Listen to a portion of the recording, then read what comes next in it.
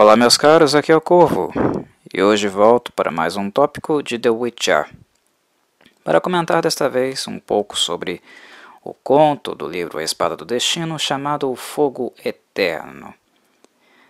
Bem, se eu fosse fazer uma breve síntese, dizer um pouco sobre esse conto, resumi-lo em poucas palavras, digamos que eu faria talvez a menção de que este conto, dentre todos os contos que o Sapkowski escreveu, claro, relativos aos dois primeiros livros dele, porque depois o seu estilo de escrita se torna mais voltado à prosa, né? Mais ao romance e livros com uma história única e linear. Eu diria que esse conto é o conto ideal para aqueles que gostam de economia, administração e investimentos. Ele é um conto puramente econômico e muito,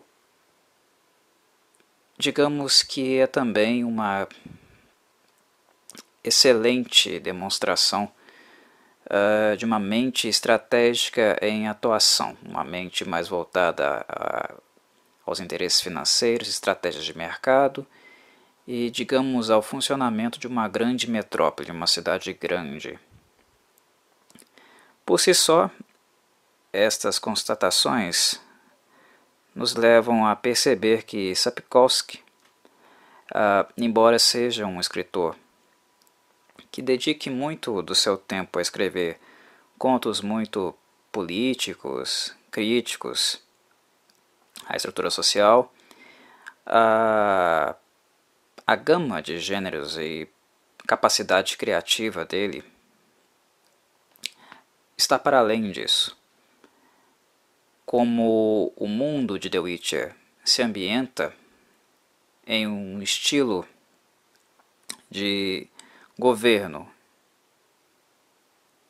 e sistema econômico monárquico e capitalista, é um mundo repleto de reinos e reinos com moedas locais, comércio. É um mundo que em muito se espelha ao mundo que foi o nosso e que em alguns aspectos continua sendo. Sapkowski, de certa maneira, não se acomodou no sentido de escrever contos estritamente bélicos ou estritamente políticos, mas também contos como este aqui, que eu considero que sejam muito únicos na obra, embora exóticos e não muito atrativos em virtude da especificidade dele, porque é um conto realmente muito voltado aos negócios e às questões econômicas relacionadas ao funcionamento dessa metrópole que está sendo representada e narrada nele, que é a metrópole de Novigrad. Novigrad, a cidade, né, o centro do mundo, e a casa, né, a morada principalmente de Jaskier. Tem tudo a ver com ele. Mas ainda assim, é um conto importante, porque mostra que Sapkowski, na medida do possível, ele expande também as suas áreas de interesse e transcende a questão bélica fantástica, né, da fantasia e também da política da sua obra, e traz para ela elementos econômicos, porque de certa maneira o autor está buscando construir uma certa percepção de mundo para a sua obra. E um mundo como o de The Witcher envolve questões políticas, que são as políticas monárquicas, de expansão, as questões de guerra, em virtude da grande tensão, né, de invasões e ocorrências militares que ocorrem nesse mundo, mas também de um mundo de transações, de um mundo onde essas coisas são movidas por interesses econômicos. E este é um grande acento no conto de O Fogo Eterno. Do livro A Espada do Destino, ele, digamos, em quesitos narrativos, talvez seja o menos interessante para os leitores que se dedicam a buscar eventos mais fantásticos, a uma adrenalina ou fatos surpreendentes, né? Se nós compararmos, inclusive, com outros contos desse livro, né, que nos apresentam criaturas fantásticas, ou até mesmo grandes dramas, né, grandes situações conflituosas, onde os sentimentos também, né, tanto de êxtase ou como o sentimento de angústia também, né, principalmente relativo aos relacionamentos pessoais dos personagens, né, que afloram bastante, se comparados com outros capítulos, né, outros contos deste livro, ele não é um conto, digamos, muito plástico, que irá surpreender ou até mesmo instigar muito os leitores. Eu creio que o Fogo Eterno, inclusive, pode ser um conto que, inclusive, deixe a leitura de alguns bastante enfadonha, porque se você não tem interesse, né, em aspectos financeiros, né, se você não tem interesse em uma dinâmica de mercado, né, não está acostumado com esse tipo de leitura, basicamente é o que você verá aqui.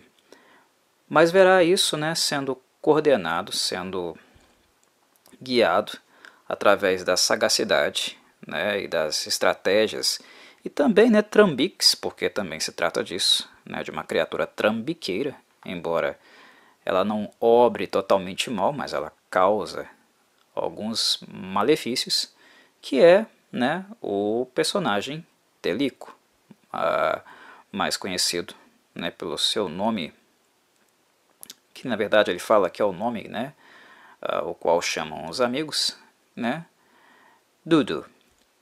É um Doppler aí que talvez quem não lê os livros, não conhece os livros, deve conhecê-lo, né, em virtude do fato dele ter aparecido como um personagem em The Witcher 3, no game da CD Projekt Red. É aquele Dudu lá, é aquele Delico.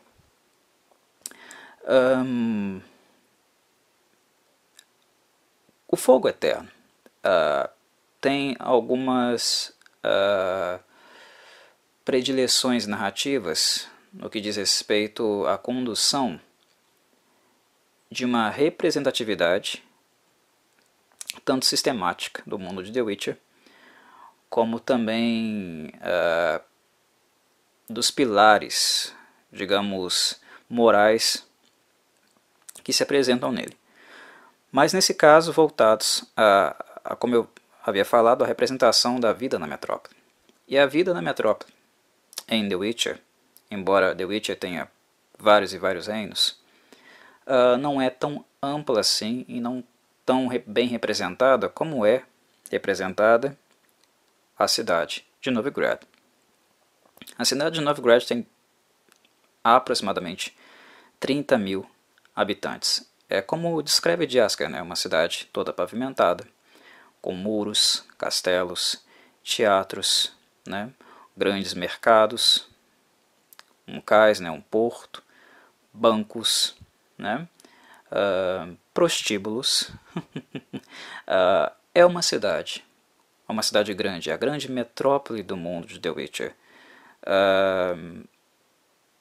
E eu creio que seja a cidade, né, que de fato o Sapkowski faça uma descrição um pouco mais detalhada, um pouco mais ampla em relação a todas as outras que existem na obra de The Witcher.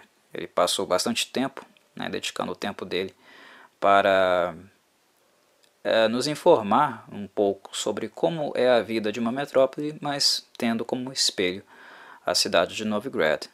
É definitivamente, né, o centro do mundo de The Witcher. É o centro do mundo de The Witcher, que é conhecido, né, como o continente. É um espelho das relações comerciais, políticas, né, das conspirações, né, e da vida boêmia, né, que é muito representada, né, muito colada na figura de Jaskier. Jaskier simboliza o trovador, né, o poeta, mas também o arruaceiro, né, o vagabundo, né, até mesmo trambiqueiro também, né, em virtude das dívidas que ele faz, né, dos problemas que ele arranja, como um trovador de fato o faz. Jaskier também simboliza muito isso, né? Inclusive nós vemos bastante no decorrer do conto, né, como ele utiliza da lábia, né, da fama que ele tem em virtude de ser um artista de renome, né, para comer, beber em tavernas e não pagar, da calote, né, dos problemas que ele arruma com mulheres, que ele sempre está na cama de alguma delas, né, a seduz, ou até é convidado, né, para ocupar a cama de uma mulher, mas logo em seguida ele se relaciona com outras, né, ele abomina a monogamia, né, o Jaskier é um safado. Em virtude disso ele também atrai a ira de várias mulheres, né. Então, através das personagens e através de algumas questões políticas e religiosas, nós vamos vendo, né, o Sapkowski usando esses artifícios, esses grandes, digamos, símbolos, né, ícones, para espelhar um pouco do funcionamento das grandes metrópoles também. Só que elas normalmente não são muito recorrentes na obra, porque a obra, como nós bem sabemos, né, tem como antagonistas pessoas, né, que estão muito distantes, tanto do lugar social, né, como dos ideais morais dos nossos protagonistas, né, e em todos os aspectos, né, é um aspecto moral, é um aspecto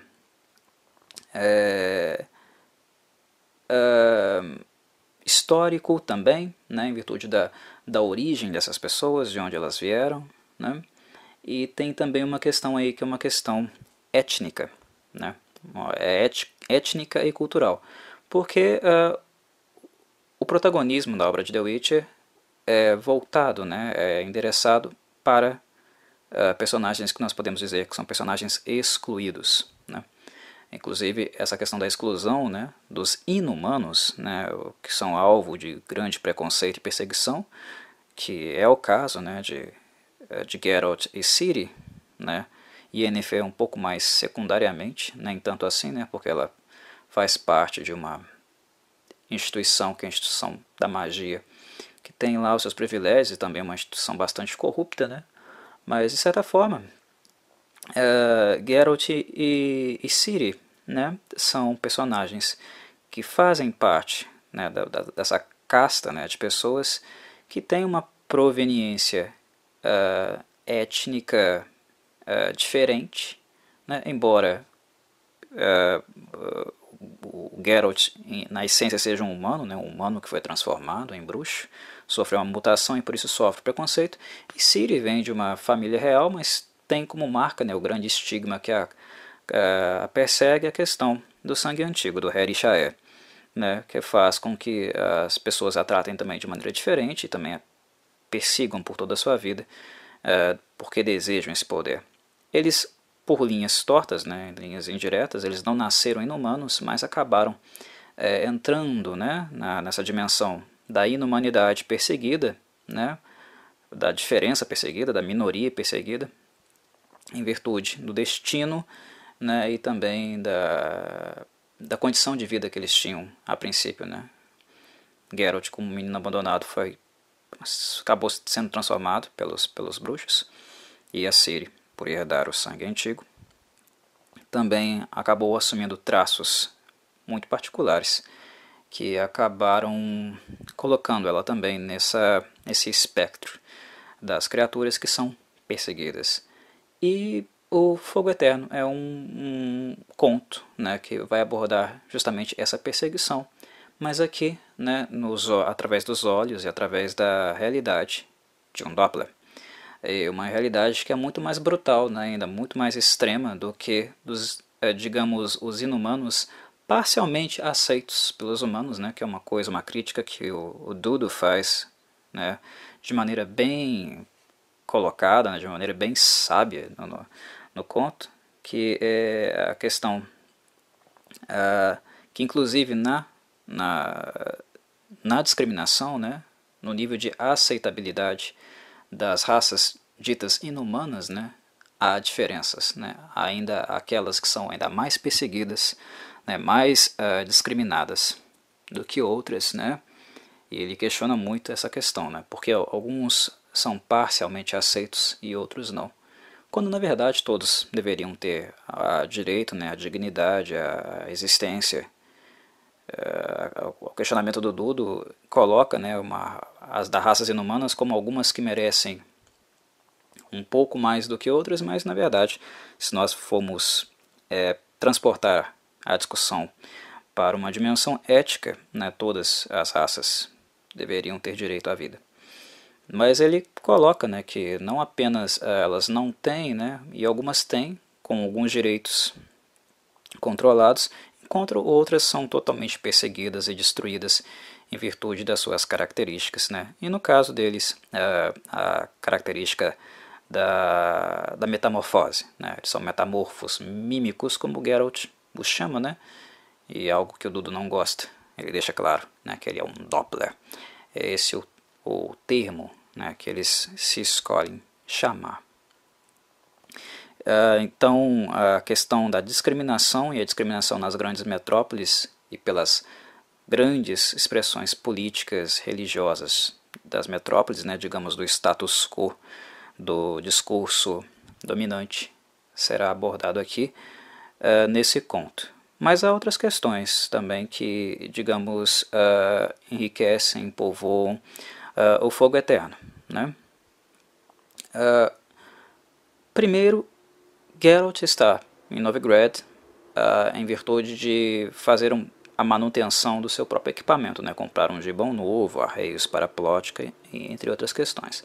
Mas ele também acabou indo para Novigrad, como vocês devem se lembrar, em virtude, né, da relação difícil que ele estava tendo com a Yennefer, que não é novidade, né, é uma constante na série, mas depois do conto Fragmento de Gelo, né, digamos que chegou num pico, né, extremamente grave, né, o ressentimento que já existia em virtude do abandono dele, né, agora está bem maior em virtude também do troco, digamos assim, que ela deu nele. Então Geralt foi, ele juntou, né, digamos, o útil ao agradável, porque ele precisava fazer a manutenção do equipamento dele, que é algo natural e esperado de um bruxo, dado a natureza do seu trabalho. Mas também foi para Novigrad por causa da vida boêmia de Novigrad, né, das, digamos, distrações que uma cidade como essa podem proporcionar a um bruxo uma figura como ele. Isso se traduz em puteiro, né, em prostíbulo. Não tem outro termo e palavra para isso, e que vocês, se conhecem o personagem e a obra, sabem muito bem que é uma das coisas que o Geralt faz frequentemente. Passear, né, nos prostíbulos, pagar mulheres para ter relações sexuais e assim usá-las, né, como, digamos, uma aspirina, né, digamos, remedinho, né, de tônus libidinal para não resolver, porque não resolve, mas, digamos, esquecer momentaneamente os problemas de ordem emocional que ele possui, né? Então, a presença de Geralt em Novigrad certamente também em virtude disso. E Novigrad fatalmente combina com Jaskier, é a casa de Jaskier e representa muito bem tudo o que o Jaskier é e tudo que o Jaskier gosta. E algo além disso, né? É o lugar do entretenimento, né, da vida noturna e boêmia, e é também algo além disso, né? Representa também a intolerância, né, a corrupção que eu estava falando agora há pouco. E naturalmente o Geralt iria encontrá-lo lá.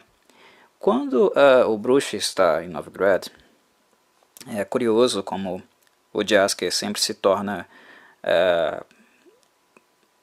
uma espécie de guia turístico, eu diria, né? Não há alguém que conheça tão bem Novigrad, ou entenda tão bem Novigrad, como o Jaskier, né? O Jaskier, ele é é um trovador, o mundo é a casa dele, né? O mundo deve ser a casa dele, porque o trovador vive de histórias, vive de acontecimentos, né? E busca a todo instante inspirações, né? Então ele precisa viajar, e não é à toa que o Jaskier tem uma relação com o Geralt, porque é alguém que vive, né, aventuras em risco constantemente, algo que o inspira para as baladas. Mas é interessante como o Jaskier carrega a marca realmente de Novigrad na identidade dele. Parece que ele está na casa dele. A cidade funciona como ele, é ativa como ele. É muita coisa acontecendo a todo momento. E essa também é uma outra percepção que nós podemos ter em relação ao Fogo Eterno, por causa da dinâmica da cidade.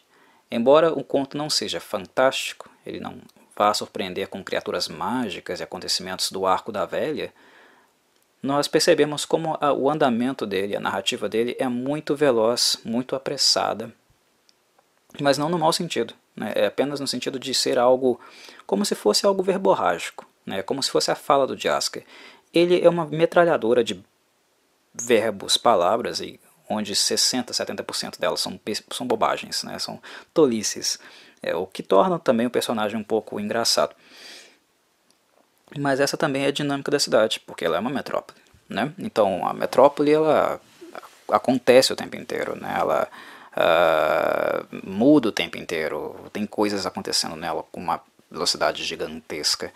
E com a presença de Dudo, né, e as negociatas que ele faz, né, todo problema que ele arranja, um problema, digamos, para os outros, né, porque do ponto de vista dele, né, o cara fica rico em 3 dias fazendo, né, investimentos. Para ele ocorreu muito bem, mas para os outros ocorreu muito mal. Mas a velocidade como o Dudo faz as negociações, os trambiques dele, né, e arruma problemas, também ajuda a traduzir essa dinâmica veloz, rápida, né, extremamente ágil de uma metrópole, onde as coisas mudam, né, e ganham contornos muito rapidamente. E o interessante é que o Jaskier, digamos, é o nosso guia turístico sempre que nós estamos nela, seja nos prostíbulos ou em Oxenfurt, né, na academia. Mas aqui ele tem também um outro cidadão, né, um outro personagem que também é nativo de uma Novigrad, mas uma Novigrad anterior à atual Novigrad. Tudo não é apenas alguém que entende muito bem a dinâmica da cidade, mas também entende muito a dinâmica de The Witcher. Ele conhece Novigrad profundamente, talvez até melhor do que o Jaskier. Eu acho que depois do desfecho do conto, né, o que de fato acontece no conto e com o encerramento dele, nós podemos dizer que o Dudo é uma enciclopédia viva, né, da história da cidade, e também alguém antigo o suficiente para ter percebido e entendido como funciona a dinâmica do mundo. Mas o que de fato acontece aqui, né? Nós sabemos muito bem que o Doppler tem a capacidade de transformação, de transformar-se em outra pessoa. E a grande questão aqui, né, a grande raiz do problema é que esse Doppler, o Dudo, né, acaba agredindo, mas não matando, né, um ananico um pouco antes, né, de fato, né, Jaskier e Geralt encontrarem esse mesmo ananico numa taverna, mas no caso, né, era o Dudo, ele já tinha roubado a identidade desse sujeito. Na verdade, ele agrediu esse ananico chamado Dente Bibeveld para roubar os cavalos, vendê-los, né, fazer negócio, para depois fazer outros investimentos. O primeiro contato que Geralt e Jaskier tem com ele é numa taverna, numa hospedaria, né, de um hospedeiro, um taverneiro, bastante rude, né, e que representa muitíssimo bem, né, a moralidade de Novigrad, no sentido do tratamento que se dão aos inumanos, né, dadas as grandes, constantes ameaças, né, quando a máscara de Dudu cai, de mandá-lo entregá-lo, né, aos sacerdotes da Igreja do Fogo Eterno, que é uma igreja que caça, persegue, tortura, né, inumanos a gerações. Mas é lá, né, que eles têm esse primeiro contato com o Dudo, na forma do Ananico, né, que chega logo após, né, todo sujo, descabelado, porque ele havia sido golpeado por ele, né, e abandonado no bosque. Ele chega, entra na taverna e desmascara o Dudo. E aqui nós temos também a apresentação, né, do conceito básico dessa criatura, né, do Doppler, e do que consiste a criatura em si. Recentemente nós vimos na série, né, ela ser inclusive retratada, na série de TV que eu falo, da Netflix, ser retratada de uma maneira muito porca, né, porque um Doppler é algo muito além daquilo. Mas enfim, um Doppler é um metamorfo não apenas físico, né, ele não apenas copia a forma da criatura que ele consegue ver, mas ele copia toda a essência do ser, que ele estuda visualmente. Como o Geralt coloca, né, a única limitação que um Doppler tem é ter que se transformar em uma criatura basicamente semelhante ou próxima da sua massa corporal, ou seja, como ele coloca, né, um Doppler não pode virar um ratinho, como ele também não pode virar um mastodonte. Ele precisa virar um humanoide ou algo próximo disso, né, algo que tenha, digamos, a mesma extensão, né, que seja compatível com a sua massa corporal. Como o próprio Dudo coloca, né, anteriormente não, posteriormente, mais para o fim do conto, né, ele fala que na época que ele vivia nas florestas, né, e quando ele era caçado pelos lobos, né, que ele se transformava também em um lobo e ficava por semanas junto com a matilha. É bem isso. Mas o Doppler não apenas se transforma fisicamente, ele copia, ele assimila tudo relacionado à pessoa. Ele não apenas copia todos os traços físicos, mas ele também copia perfeitamente a psique digamos, da sua vítima, né? Porque é de fato vítima, né? Quando alguém assume a identidade de outra pessoa, né, ela está cometendo um crime, né? Cometendo falsidade ideológica e várias outras coisas, né, relacionadas a isso. Você está se aproveitando, né, da identidade de uma outra pessoa para seu benefício próprio. Então, quando ele se transformou em Dente Bibervelt, no Ananico, né, ele realmente virou o Ananico. Né, ele fala como ele, pensa como ele, tem as memórias dele, o conhecimento dele, né? E isso é uma coisa também que eu acho que nos faz refletir, né, porque o Dudo é um personagem tão overpower, porque ele é, tá? Muita gente não dá esse crédito ao Dudo, mas ele, digamos que ele está entre os personagens muito mais overpowers, entre os personagens mais overpowers da saga de The Witcher. Para mim isso é muito claro. Não é porque ele não é um grande feiticeiro, ou ele não é um grande governante, né? Não é porque ele não é o Emir, ou o Vilgefortz, ou o Geralt, ou a Ciri, que ele não seja um personagem extremamente poderoso. Nas características dele, no repertório comportamental dele, o Dudo é um personagem muito overpower, muito poderoso na saga de The Witcher. Porque como Doppler, e como um Doppler antigo como ele é, né, um Doppler que sobreviveu à caça, né, à perseguição de seu povo, principalmente, né, pelos novigradenses, né, se nós podemos chamá-los assim, os habitantes, né, da atual Novigrad e da antiga Novigrad, né, o povo dele foi totalmente dizimado pelos humanos, né, que na região onde ele morava, vivia, o povo dele foi construído, Novigrad. Por ser um personagem tão antigo e ser também um dos últimos sobreviventes da sua raça, o Dudo já deve ter visto muitas pessoas, estado na pele de muitas pessoas e não apenas copiando, né, sua forma, mas também a sua psique, né, todo o seu conhecimento, seus traumas, suas memórias, tudo o que realmente ocupa, né, a psique de uma pessoa. E, ou seja, ele é alguém que não apenas tem a sua própria experiência, né, a sua própria aprendizagem enquanto ser único, mas ele também acaba roubando, né, assimilando de todas as outras pessoas que algum dia ele copiou, né?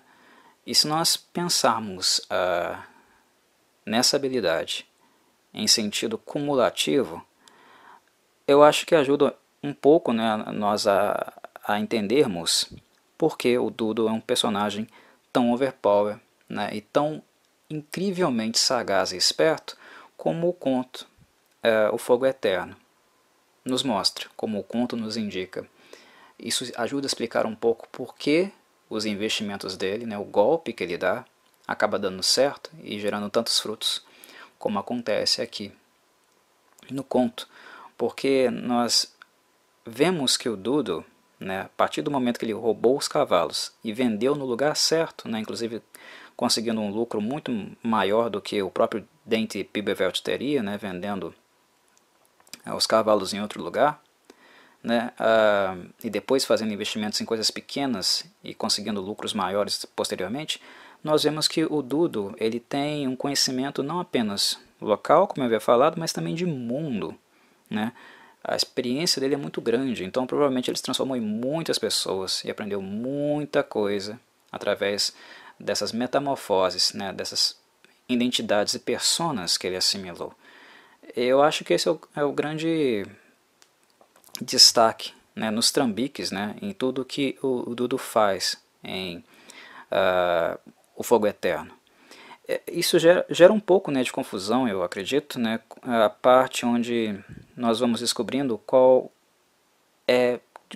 de fato, né, foi a estratégia do Dudo. Isso é revelado, muito revelado, digamos, no encontro que o Geralt e o Jaskier têm com o Vimy Vivaldi, né, o anão, o banqueiro da cidade de Novigrad.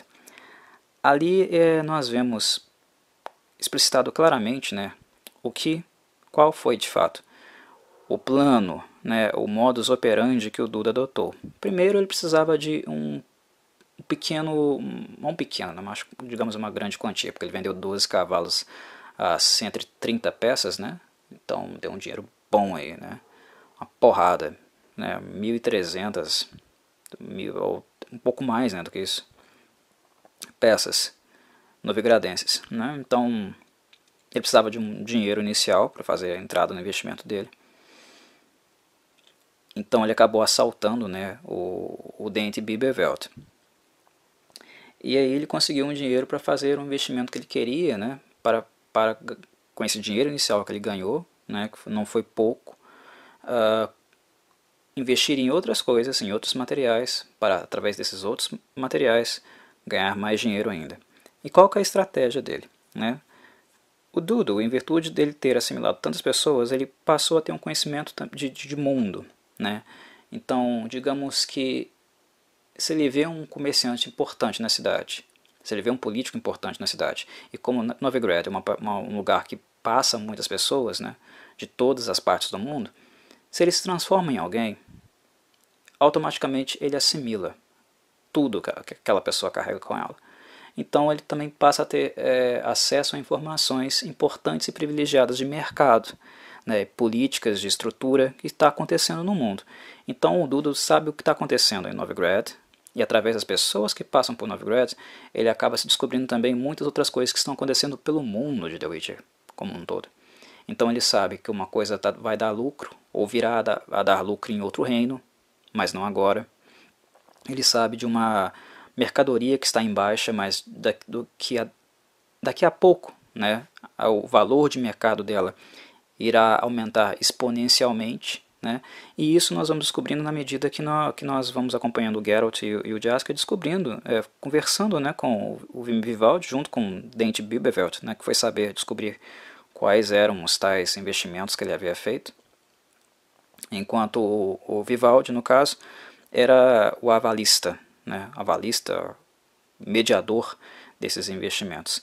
Então nós descobrimos que esse golpe inicial da venda dos cavalos virou dinheiro vivo, que na estratégia do Dudo, né, no modus operandi dele, que ele ensina, né, dinheiro para fazer dinheiro, né, o dinheiro tem que circular, né, o dinheiro tem que ser aplicado, né, dinheiro parado não rende lucro, né, é uma aulinha básica mesmo de economia, né, de investimento, algo que ele é mestre, né, ele faz o dinheiro girar, né, para o dinheiro fazer dinheiro, ele tem que girar.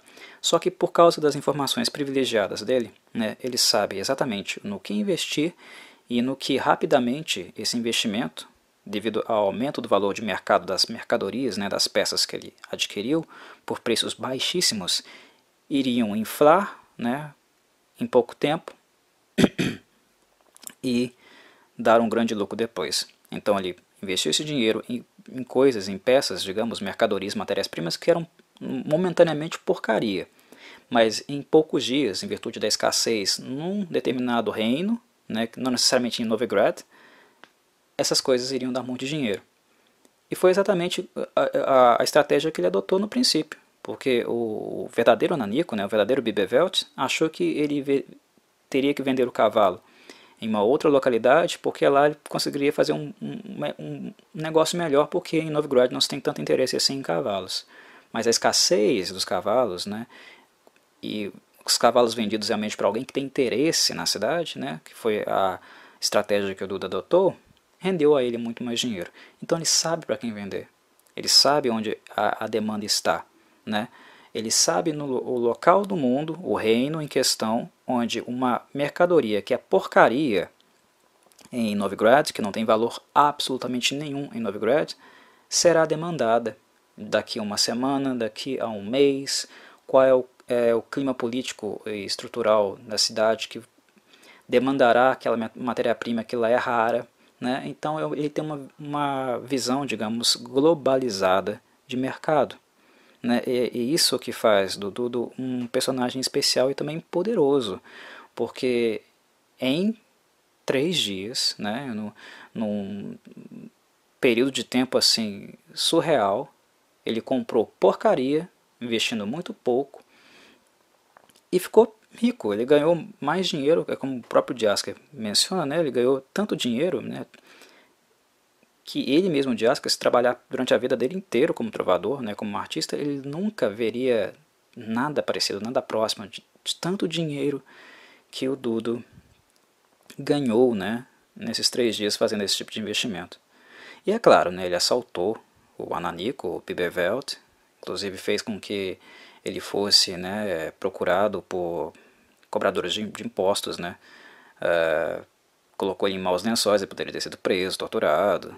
Mas nós vemos também que as intenções dele, a natureza das intenções dele não eram perversas, né? Inclusive uma coisa que o Geralt percebe no final do conto, né, que ele poderia ter matado, né, o Bibevelt e não o fez, né, ele apenas adotou a identidade dele. Ele poderia não apenas ter roubado os cavalos, né, mas matado o Bibevelt, escondido o corpo, né, enterrado o corpo e ter vivido como ele sem ninguém perceber isso, né, e não fez.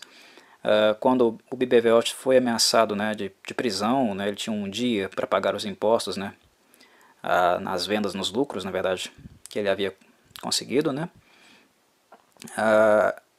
Quando eles tiveram posteriormente o encontro com Vivaldi, eles descobriram que os impostos já haviam sido pagos, né.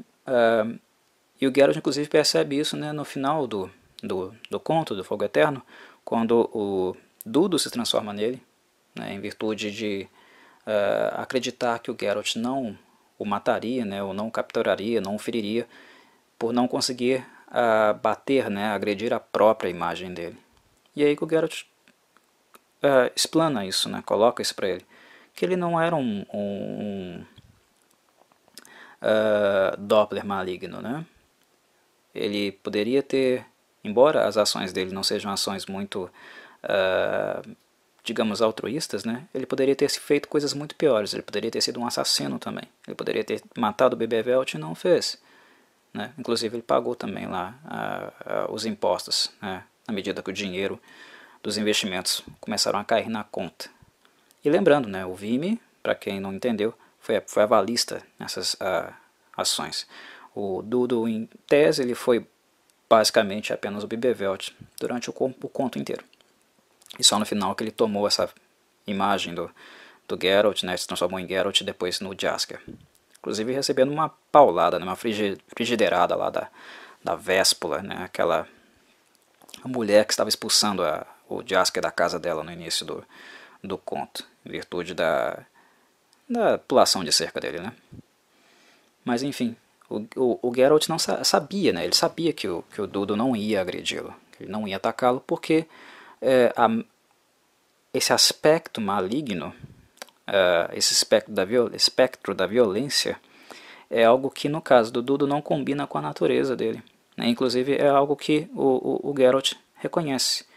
E novamente também é algo que reafirma que o Geralt não mata monstros ou humanos, né? Ele mata seres monstruosos. É um discurso mais moral, ético. Não se trata da etnia, né? O Geralt mata criaturas irracionais e aquelas que são racionais e humanoides, né, não necessariamente ele vai matar, né, ele vai destruir monstros que são malignos, que trazem malefícios, né, para as pessoas. Novamente é o Sapkowski aqui reforçando, né, a questão da moralidade do Geralt.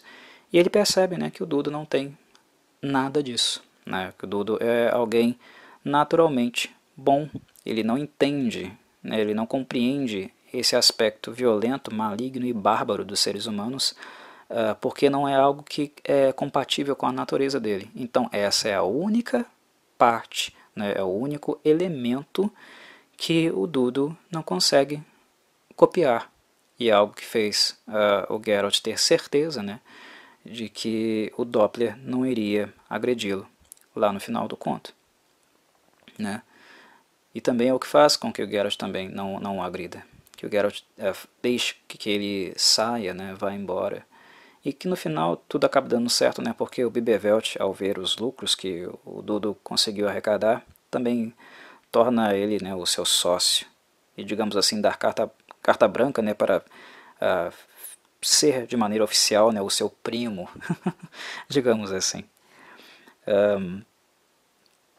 É algo bastante interessante, né, de perceber isso, né, que embora o Doppler possa assimilar praticamente qualquer coisa física e mental, algumas coisas ainda são incompatíveis, né, se forem antagônicas, paradoxais, com a própria essência dele. E o Dudo é um personagem caótico, né, porque ele causa problemas, né, ele causa um reboliço, né, um alvoroço, porque é algo da natureza dele também, né, ao ser uma pessoa adicional, né, ele acaba criando, né, uma desordem, né, algo desarmônico, né, nessa relação no mundo, no contexto, né, porque acaba sendo uma pessoa a mais, né, ali causando uma certa confusão, desordem também, praticando, né, a tal falsidade ideológica. Mas é algo que é parte da essência dele, não é algo que é maligno ou benéfico ou nada disso. É a essência do que é um Doppler, né? Um Doppler é alguém que duplica, é alguém que copia, né? É algo caótico porque causa desordem, mas isso não implica que ele seja maligno. O ato maligno em si, né? Da crueldade, da barbárie, né? Do assassinato, né? De causar o mal, mas num sentido, né? No âmbito do sadismo, né? Da crueldade em si, é algo que não ocupa, né? Não faz parte da essência da psique única de um Doppler, né? Essa é a diferença. Ele apenas copia. E é algo que o Geralt vinha afirmando desde o início do conto, né, quando ele estava conversando na mesa com o Bibevelt, com o Jaskier e com o estalajadeiro lá na ocasião, né, de que até então, né, pelo que ele conhecia, o que ele entende dos mímicos, né, dos Dopplers, eles usam, né, essa capacidade de transformação em defesa, né, como um mecanismo de defesa ou até de sobrevivência, mais nesse sentido do que para causar exatamente mal aos outros. E é uma coisa que vai se comprovando, né, vai se verificando no decorrer do conto, né, uma coisa que também se comprova lá com o Chapelle, né, e com a igreja, né, do fogo eterno. Nesse conto nós temos dois Dopplers, né, isso acaba sendo descoberto no final, porque é também revelado, né, que o Chapelle, né, o atual, na verdade, né, o cara que manda na porra toda relacionada ao templo, na igreja do fogo eterno, o Chapelle em si morreu, né, há algumas semanas, 2 semanas, se eu não me engano, relativas ao momento onde o conto de fato ocorre, né. Ele morreu de apoplexia, ele já vinha sofrendo com a saúde bastante debilitada, né, e quando ele morreu, porventura esse outro Doppler estava próximo e acabou assumindo a identidade dele. E a partir daí começou, né, a suavizar o modus operandi da igreja. Ele mesmo se abrandou enquanto Chapelle, porque o Chapelle é revelado aqui no conto, né, ele é descrito, narrado. Nós vemos isso muito claramente como um cara que utiliza a religião, né, o lugar de poder dele, né, para corrupção, para implantar falsas evidências, né, de crimes que outras pessoas não cometeram, mas ele acaba criminalizando elas mesmo assim. Era um cara que praticava tortura. Em outras palavras, é alguém que adota, né, essa concepção de um bem superior, né, um ser superior, transcendente, uma figura divina, mas utiliza os dogmas relacionados a esse ser, né, apenas visando interesses particulares, né, lucros, acúmulo de poder, né, um discurso moral que visa apenas o bem-estar, né, ou a ascendência apenas do seu grupo de pertença, ou apenas das figuras de poderes, né, daqueles com maior representatividade dentro desse grupo, e não necessariamente também a comunidade como um todo. A externa, então, nem se fala, né? O que é externo normalmente é perseguido, é discriminado, sofre uma constante, né, violência tanto física quanto simbólica também. Aqui nesse ponto, né, na figura do Chapelle, nós vemos, eu pelo menos acredito, faço essa análise, né, uma clara representação, né, um espelho realmente da Santa Inquisição. Né? Eu acho que o que o Sapkowski, né, reflete aqui com a Igreja, né, do Fogo Eterno sem dúvida, historicamente falando, né, a referência dele é a Santa Inquisição, né, que era uma divisão, né, da Igreja Católica que perseguiu, né, caçou, matou, torturou praticamente tudo aquilo, né, que ela considerava herege, desviante, imoral, né, tudo que era culturalmente diferente, que se afastava, né, dos moldes, dos dogmas por ela pregados, né, era perseguido, era abusado, condenado, torturado, morto. Né. A Santa Inquisição, de santo não havia nada, era uma instituição profundamente corrupta, profundamente perversa, né, realmente maligna, né, matou milhares ou até milhões de pessoas se bobear, de maneiras muito cruéis. Né. Os métodos de tortura na época da Inquisição se amplificaram, tornaram-se dos mais horrendos, perversos possíveis. Né.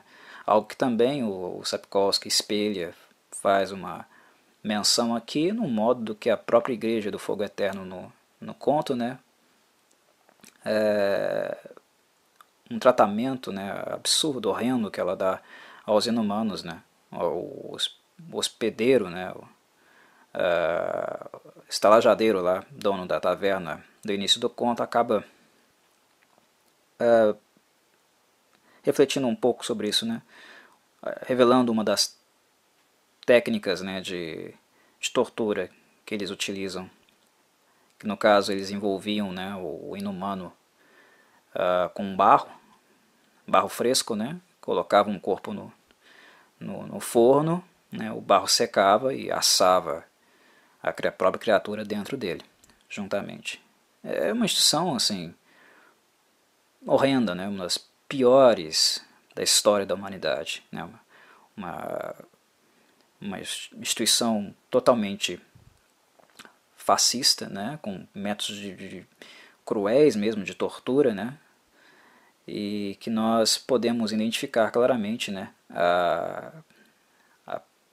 o assento do fundamentalismo religioso, né, daquilo que a gente chama de fundamentalismo religioso, né, que é um fanatismo, né, basicamente amparado por um discurso moral, onde é ressaltado, né, normas de ser e existir, e todas as diferenças são consideradas impuras, né, ou marginalizadas, né, por esse discurso dominante de alguma maneira, né, seja através da exclusão, né, do afastamento, distanciamento social, né, do aprisionamento, ou até mesmo da tortura, morte e assassinato.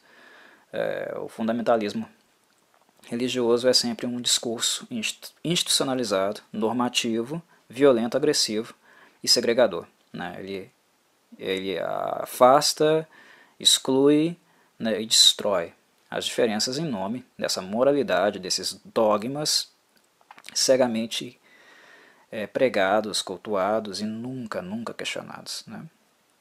O Chapelle reflete um pouco isso, né? A personagem dele serve para isso. E quando o Doppler, né, o segundo Doppler do conto, toma o lugar dele, né, após ele ter falecido de apoplexia, é a primeira vez, né, historicamente, aqui no cenário de The Witcher, que um Doppler realmente pôde fazer frente, né, ao genocídio cultural e étnico da raça dele, né? Algo que já vinha acontecendo, né, há muito tempo. Ele e o Dudo são um dos últimos membros da sua espécie, e a própria fundação, né, da cidade de Novigrad foi construída, edificada à base do sangue da raça dele, né? Novigrad existe onde existia uma floresta, onde existia povos inumanos, né, raças inumanas que foram perseguidas, né, condenadas, e basicamente o solo onde a cidade se ergueu é um solo de sangue, né, de tortura, de destruição, de intolerância, né? O sangue Doppler, o sangue dos inumanos, edificaram as primeiras construções dessa cidade, e muito também em virtude, né, nutridas, né, e amparadas por esse discurso fundamentalista da Igreja do Fogo Eterno. Então, depois de eras e eras, né, é a primeira vez que os Dopplers conseguem um pequeno espaço, né, para tentar interferir e, de alguma forma, né, dar um pouco de dignidade para, não apenas para eles Dopplers, né, existirem, e até mesmo diretamente, né, também para as demais raças inumanas que, em menor grau, ainda são perseguidas pelos membros, né, pelos fanáticos da Igreja do Fogo Eterno. É mais uma vez, né, a obra de The Witcher usando elementos reais, né, da realidade, aspectos históricos, e refletindo na sua narrativa, né, elementos da barbárie, né, dos mais problemáticos, né, apresentando as mazelas realmente históricas e sociais da humanidade, que muitas delas que ainda persistem, né, no nosso tempo, e construindo aí uma obra amparada nessas questões, né, com muito realismo, com muita crítica interna. E nós vemos isso acontecer com frequência, e mais uma vez vemos aqui nesse conto Fogo Eterno. A novidade, né, é justamente o aspecto econômico, a verdadeira aula, né, de investimento, de sagacidade mercadológica que o Dudo nos deu. Digamos que esse realmente é o elemento novo aqui. Foi uma aula, né? exceto pelo roubo, exceto pelo assalto, né? Digamos que o resto, digamos, é uma aula realmente de investimento, né? De como proceder no mercado, de como fazer o dinheiro girar e dar frutos. Que no caso do Dudo ele teve, né, informações muito privilegiadas, são poucos que têm as informações que ele teve, mas não deixa de ser uma aulinha realmente mesmo de mercado aí, onde se investe em algo barato para conseguir lucro, né? Em mais de um lugar, né? Observar a dinâmica não apenas local, como o Bibevelt, né? O Ananico original no caso, né? Observava, mas não observar apenas o local, mas a dinâmica global, como as coisas acontecem, né? Saber onde aplicar, usar alguém, um bom avalista, né? Que no caso foi o papel aí foi, esse papel foi do banqueiro, né? Do anão, do Vimy Vivaldi, o famoso Vimy Vivaldi. Enfim, foi o elemento novo.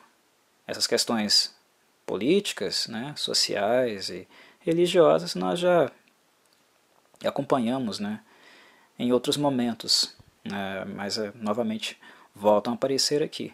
Essa questão econômica também aparece, porque também ela não está desassociada. Né?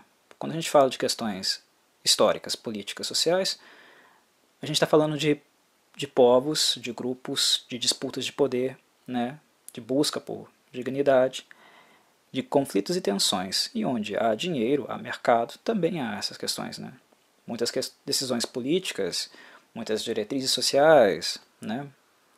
Inclusive movimentações também das instituições religiosas também são movimentos baseados, né, na busca, né, o que tem pretensões, objetivos monetários. Também não deixa de ser algo que nós podemos, né, constatar. Né? Dinheiro também agrega poder, agrega influência. Inclusive isso é até retratado, né, na medida que o Vivaldi, né, e o Bibevelt, o verdadeiro Bibevelt, né, discutem, né, conversam na presença do Geralt e do Jasker lá no banco sobre a abordagem, né, que eles haviam recebido mais cedo, né, do próprio Chapelle, que até então não se sabia, né, que era Otto Doppler. Porque o Chapelle era alguém extremamente corrupto, né, alguém que implantava falsas provas para acusar algumas pessoas, para eliminar rivais, né, criar os seus inimigos serem destruídos. Usava da igreja, né, da influência dele para eliminar inimigos e conseguir também informações privilegiadas, que possivelmente ele estaria interessado no Ananico, né, em virtude dessas informações privilegiadas que ele conseguiu. Né. Nós vemos aí toda a podridão, né, que é esse mundo ganancioso, avarento e que, querendo ou não, né, agrega poder. Né. Aqueles que têm muito, a tendência é que eles dominem, né, os que têm pouco. E por isso a importância, né, de pensar, discutir, né, refletir sobre um mundo mais equânime, né, onde todos têm a oportunidade de ter alguma dignidade e que os mais poderosos, né, os mais ricos, né, não cooptem todas as instituições, não dominem totalmente, né, e assim oprimam os mais fracos e impeçam que eles também possam ascender socialmente. Né. O importante é pensar nisso, nessa discussão. Né, não deixar que os grandes religiosos, os grandes políticos, né, sejam eternamente as figuras de poder. Né, ele, depois os seus filhos. Né, porque se deixar com que o poder, o dinheiro, né, regule essas coisas, né, eles nunca deixarão, né, de fato, que outras camadas inferiores, né, ascendam. Né. Quem está com monopólio, né, quem tem um poder maior na história, obviamente não quer concorrência, né, não quer deixar com que os outros ascendam também. É assim que é o mercado, é assim que é a estrutura social e econômica. Né.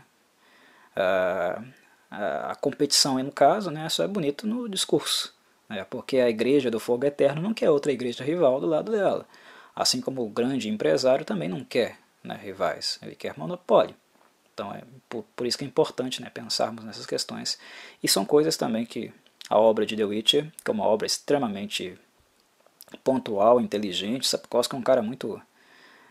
eu não digo que ele é erudito, né, mas é um cara que tem uma leitura muito boa, né, de mundo, de questões da realidade.